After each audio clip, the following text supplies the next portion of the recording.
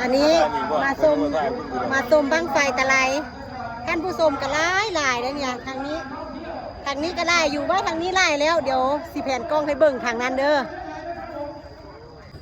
ตัวปานดอกเฮ็ดคนมาชมบั้งไฟตะไลคุณอะไร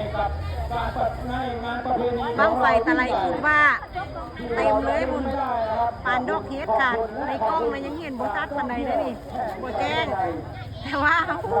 เต็มเลยดอกเฮ็ด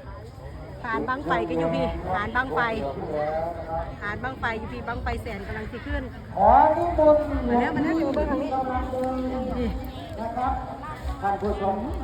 ครับหลังกำลังที่จุดแล้วขึ้นยังมาแล้วคบเพลิงขึ้นแล้วบังไฟไปแล้วมาลุ้นบางนี้แสนได้บางนี้จะไหนเนาะแสนแบบนี้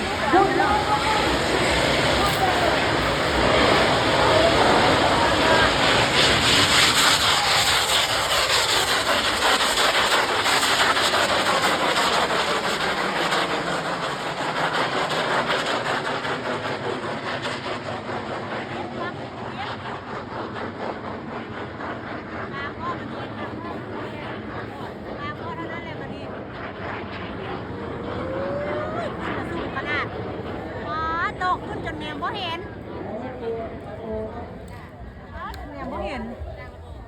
กลางอยู่บอก